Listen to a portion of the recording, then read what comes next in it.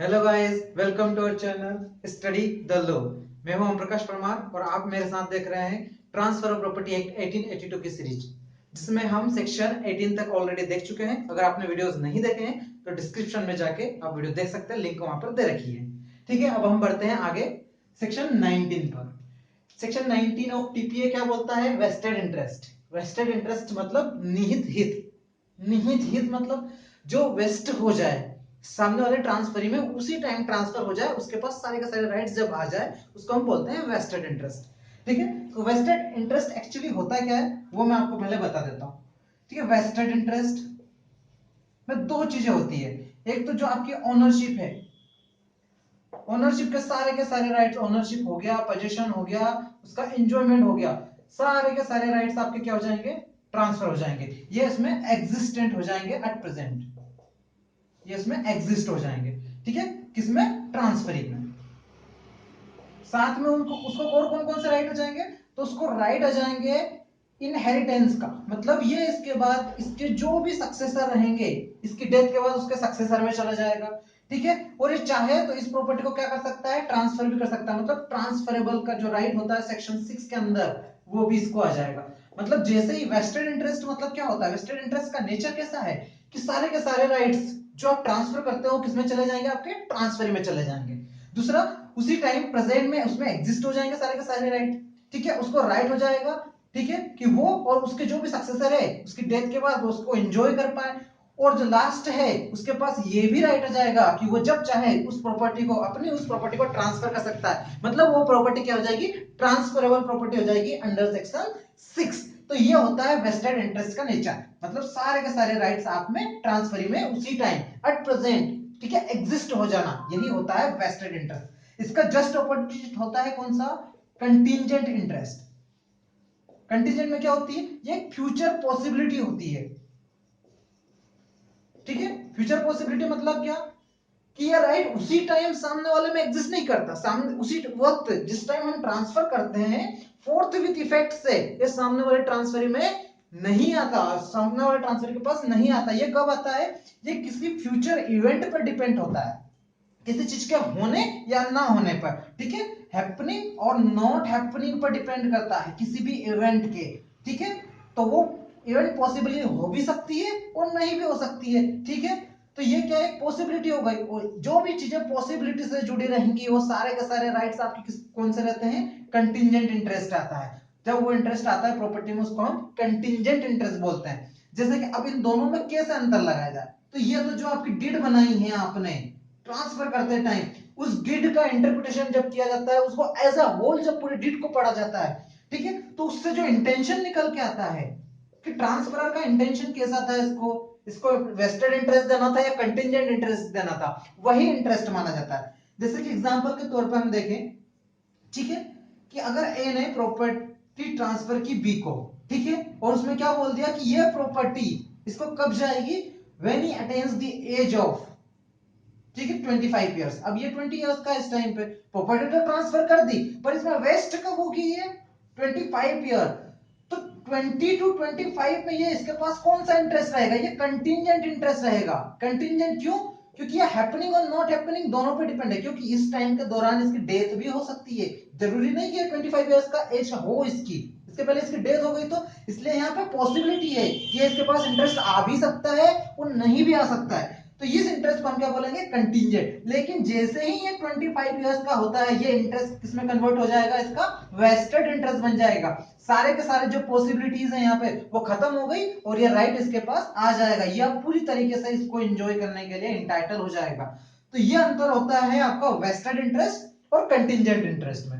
ठीक है, तो हम देख रहे हैं वेस्टेड इंटरेस्ट, ठीक है, निहित हित जिसको हिंदी में बोला जाता है। ठीक है,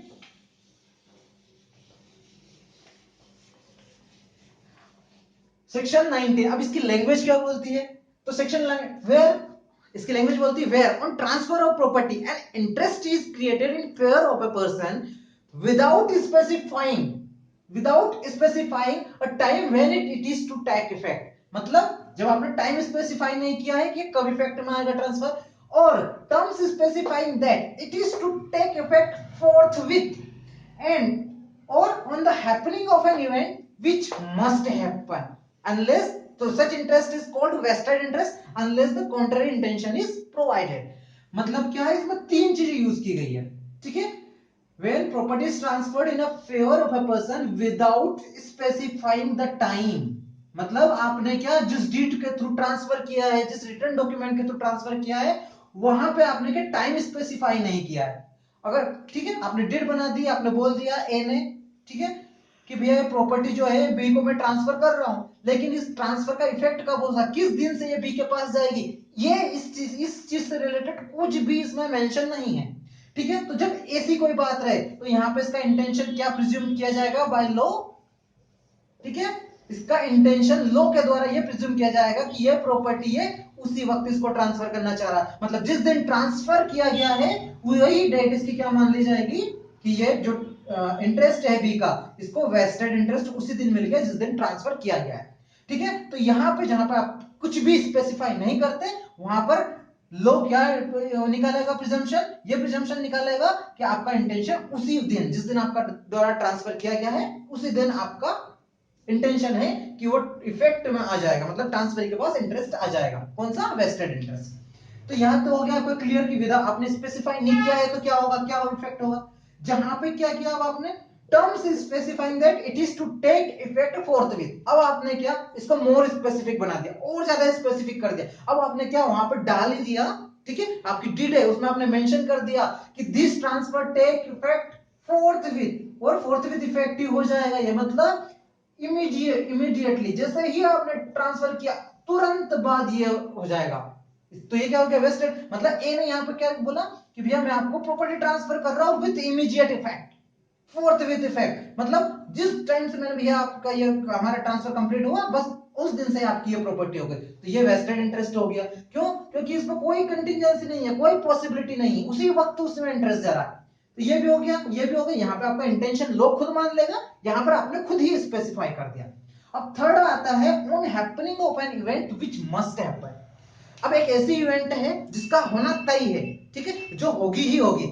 ऐसी कौन कौन सी इवेंट होती है, ठीक है, जैसे किसी मौसम का आना, कितने हमारे यहाँ पे तीन मौसम होते हैं, ठीक है, गर्मी हो गया, शीत हो गया, और एक और जो वर्षा ऋतु, वर्षा का मौसम, ये है, ये क्या है, ये आने ही आने हैं ये मौसम। तो ये क्या हो गया, एक सर्टेन इवेंट हो गई, ठीक है, या फिर किसी पर्टिकुलर डेट का आना, ठीक है, या ईयर का आना। तो ये क्या है, ये इन पे कोई पॉसिबिलिटी नहीं है, ऐसा तो है नहीं कि कोई दुनिया अभी खत्म होने वाली, एक पर्टिकुलर डेट है वो भी आएगी, जैसे 2021, तो इसका आना तय है, ठीक है। तो ये जो चीजें हैं ये क्या है, एक सर्टेन इवेंट है।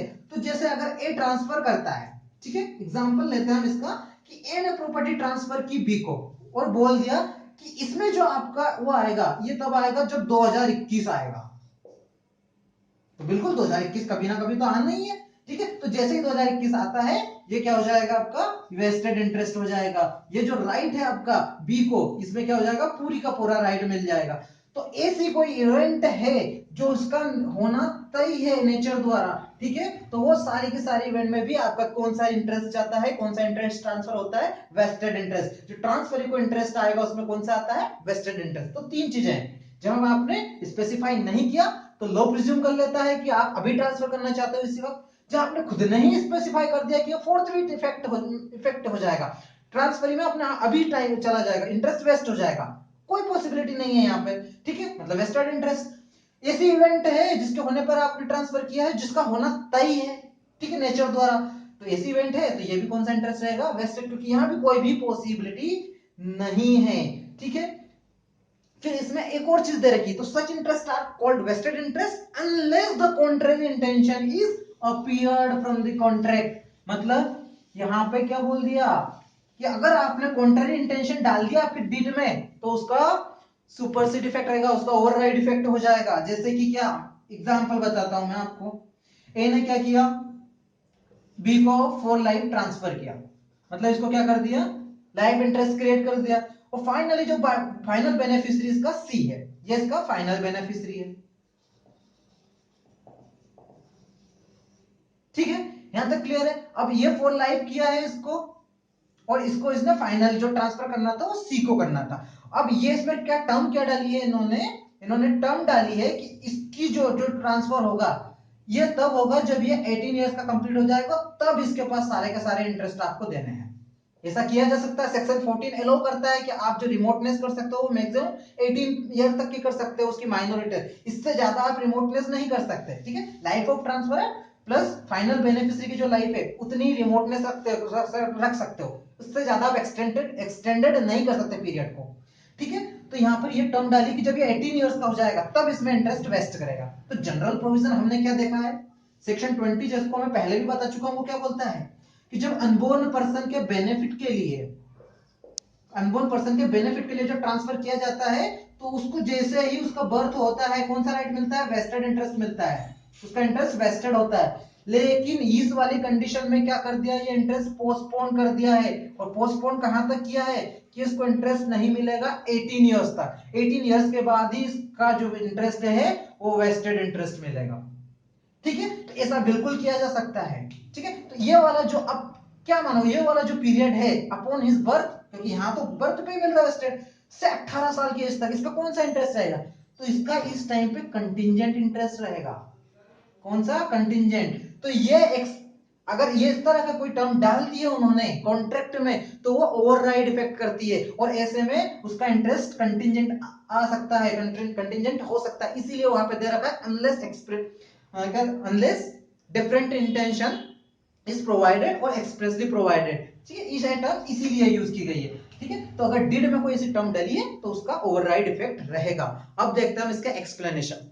ठीक है, इसके चार अच्छा, एक और चीज जो इसमें छूट गई है वो ये है कि ठीक है, अगर ए ने बी को ट्रांसफर किया, ठीक है, प्रॉपर्टी, और इसका वेस्टेड इंटरेस्ट था, लेकिन क्या हुआ, पोजीशन लेने से पहले इसकी डेथ हो गई, किसकी, ट्रांसफर की, तो भैया इसका कोई इफेक्ट नहीं पड़ेगा। पोजीशन नहीं लिया इसने, उसके पहले इसकी डेथ हो गई बी की, लेकिन ये ट्रांसफर बन चुका है, ट्रांसफर पूरा हो चुका है, तो ये प्रॉपर्टी इसके जो लीगल एयर्स रहेंगे उनमें चली जाएगी, उनके पास चली जाएगी। ठीक है, ट्रांसफर वॉइड नहीं होगा। अब आते हैं इनके एक्सप्लेनेशन चार एक्सप्लेनेशन दे रखे हैं इसमें। ठीक है, पहला क्या है, तो एक्सप्लेनेशन जहां भी यूज होगा, यहां पर जो एक्सप्लेनेशन दे रखे हैं वो ये बताते हैं कि ऐसी जो केसेस रहेंगे, ऐसी जो सर्कमस्टेंसेस रहेंगे, उनमें भी जो इंटरेस्ट ट्रांसफर होगा वो कौन सा रहेगा, वेस्टेड इंटरेस्ट रहेगा। जो ट्रांसफर का इंटरेस्ट रहेगा वो वेस्टेड रहेगा।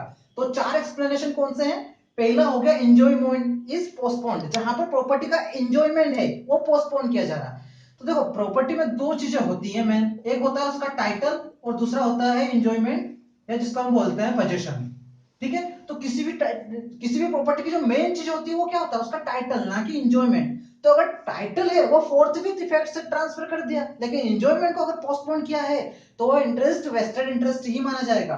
फॉर एग्जाम्पल, ए ने बी को प्रॉपर्टी ट्रांसफर की, ठीक है, लेकिन क्या बोल दिया कि भैया यह प्रॉपर्टी आपका तभी वेस्ट होगी, यह प्रॉपर्टी का एंजॉय आप तभी कर पाओगे। ठीक है, एंजॉय कब कर पाओगे, जब आप मेजर हो जाओगे। ठीक है, मतलब ये अभी माइनर है बी और इसको प्रॉपर्टी तो ट्रांसफर कर दी है। ठीक है, माइनर को प्रॉपर्टी ट्रांसफर की जा सकती है, अनबॉर्न को नहीं की जा सकती। ठीक है, तो माइनर को प्रॉपर्टी ट्रांसफर कर दी, लेकिन क्या कंडीशन डाल दी कि इसका एंजॉयमेंट आपको कब मिलेगा, जब आप मेजर हो जाओगे, 18 इयर्स के हो जाओगे।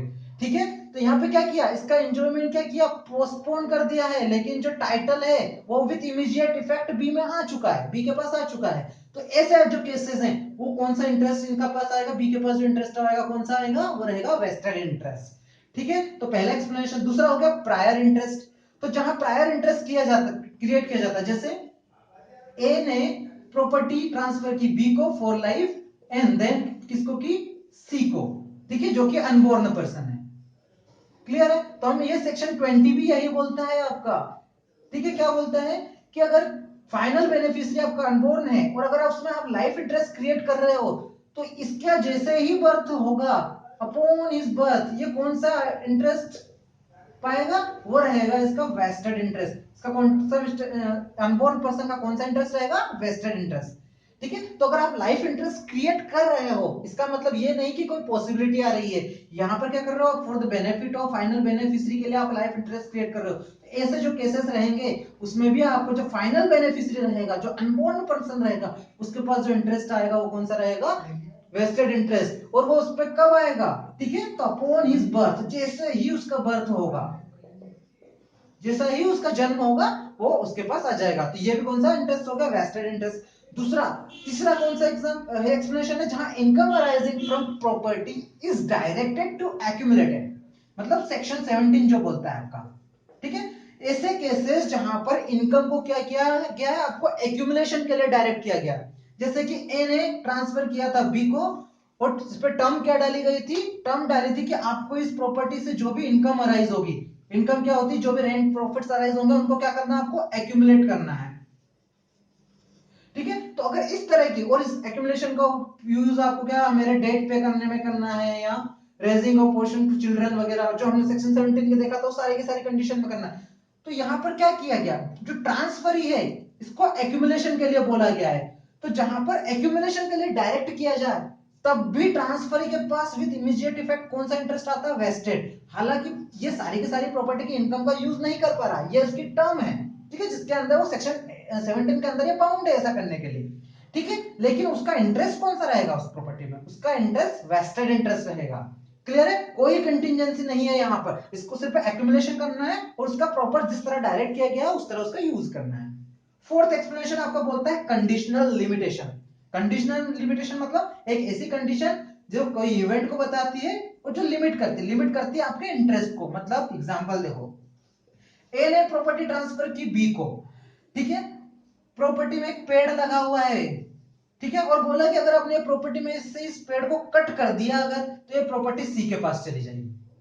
ये कंडीशनल ट्रांसफर, ठीक है। यहाँ पे क्या बोल रहा है कि किसी इवेंट के होने पर यह प्रॉपर्टी पास ऑन हो जाएगी किसी थर्ड पर्सन पर। इस तरह की अगर कोई सी डायरेक्शन डली हुई है उसमें, ठीक है, इस तरह की कोई कंडीशन डली हुई है उसमें जो लिमिट करती है आपके इंटरेस्ट को, तो ये कंडीशनल इंटरेस्ट होते हुए भी जो बी का इंटरेस्ट रहेगा वो क्या रहेगा, वेस्टेड इंटरेस्ट रहेगा, ठीक है। जब तक कि ये उस कंडीशन का ब्रीच नहीं करता। अगर ये करता है तो इसका इंटरेस्ट डाइवेस्ट होकर चला जाएगा सी में। तो जब तक डाइवेस्ट नहीं होता सी में, तब तक इसका जो इंटरेस्ट रहेगा वो वेस्टेड इंटरेस्ट वो होगा, ठीक है। यही कंडीशन आपका, ये लैंग्वेज पूरी की पूरी आपका सेक्शन 18 में है इसी एक्ट के, ठीक है। सेम लैंग्वेज वो बोलता है, कंडीशनल लिमिटेशन ही है वो सेक्शन, ठीक है।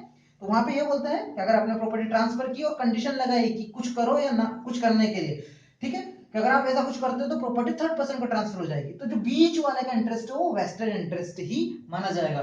तो ये 4 एक्सप्लेनेशन है जो कि बताते हैं कि ऐसी कंडीशंस होने पर भी, ऐसे केसेस होने पर भी जो इंटरेस्ट ट्रांसफर के पास जाता है वो वेस्टेड इंटरेस्ट माना जाता है, ठीक है। अब कई जगह पे प्रॉब्लम आती है कि क्या माना जाए, कि ये वेस्टेड इंटरेस्ट है या फिर, मतलब क्लियर नहीं हो पा रहा है डॉक्यूमेंट को पढ़ने पर।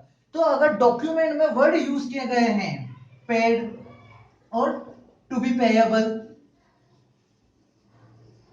और गिवन, मतलब ट्रांसफर इज गिवन टू फलाना, ट्रांसफर ये पेएबल टू या पेड टू, इस तरह की जो टर्मिनोलॉजी अगर यूज की गई है तो कोर्ट, सुप्रीम कोर्ट द्वारा बोला गया कि ये टर्म अगर यूज की गई है तो इसका मतलब माना जाएगा कि ये वेस्टेड इंटरेस्ट ट्रांसफर कर रहा है, ठीक है, इसका इंटेंशन वेस्टेड इंटरेस्ट को ट्रांसफर करना है। और अगर वर्ड यूज किए गए इफ या प्रोवाइडेड या व्हेन, इस तरह के वर्ड यूज किए गए हैं कि व्हेन ही अटेन्स इस, मतलब जैसे कि ए ने बी को ट्रांसफर किया, ठीक है, लेकिन ये ट्रांसफर उसमें कब होगा, when he attains the age of, attains the age of 20 year या 30 इयर्स, ठीक है, ठीक है। तो जैसे व्हेन वर्ड, इफ वर्ड या प्रोवाइडेड इस तरह की यूज हुआ, तो अब ये जब अटेन करेगा 30 साल, ये कंटिजेंसी पॉसिबिलिटी इसके बीच में इसकी डेथ भी हो जाए, तो अगर इस तरह का वर्ड यूज हुए तो ये कंटिजेंट ट्रांसफर को क्या करते हैं, इंडिकेट करते हैं।